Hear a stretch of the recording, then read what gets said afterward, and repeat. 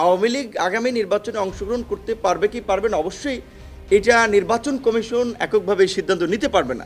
এইটা প্রতিপালন যেসব রাজনৈতিক দল করছে না, হালনাগাদ তথ্য নিয়ে প্রয়োজনে তাদের নিবন্ধটা স্থগিত করুক, তাহলে ওই যে কিংস পার্টিগুলো কিন্তু অটো বাতিল হয়ে যাচ্ছে। আওয়ামী লীগ আগামী নির্বাচনে অংশগ্রহণ করতে পারবে কি পারবে না, অবশ্যই এটা নির্বাচন কমিশন এককভাবে সিদ্ধান্ত নিতে পারবে। সবচেয়ে এটা আমি মনে করি একটা রাজনৈতিক ঐক্যমতের সিদ্ধান্ত হতে হবে, সরকারেরও এখানে ভূমিকা নিতে হবে।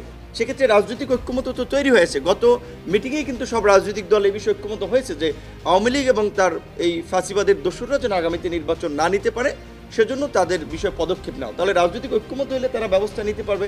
কিন্তু তারা ওই যে বুইফোর এবং কিংস পার্টি যে দলগুলো, সেগুলোর রেস্ট্রিকশন কিন্তু স্থগিত করার জন্য তারা হালনাগাদ তথ্য নিয়ে তারা করতে পারে। বিশেষ করে বাংলাদেশে আমরা বলেছি যে এই নির্বাচন কমিশন একটা এক্সাম্পল হবে ভবিষ্যতের জন্য। সুতরাং তারা তাদের এমন কিছু দৃশ্যমান পদক্ষেপ নেওয়া দরকার। সেক্ষেত্রে আমরা জোর দিয়েছি তারা যেন প্রবাসীদের ভোটদান এবং ভোটাধিকার প্রয়োগের বিষয়টাতে একটা গুরুত্ব দেয়, একটা ফেয়ার নির্বাচনের জন্য তারা প্রয়োজনীয় পদক্ষেপ নেয়। এবং একই সাথে যেহেতু এটা একটা পপুলার ডিমান্ড এবং রাজনৈতিক ঐক্যমত ইতিমধ্যে তৈরি হয়েছে, এই ফ্যাসিবাদের সাথে জড়িত রাজনৈতিক দল আওয়ামী লীগ এবং তার দোসরদের রাজনীতি নিষিদ্ধ করা, তাহলে তো নিবন্ধন অটো বাতিল হবে অবশ্যই।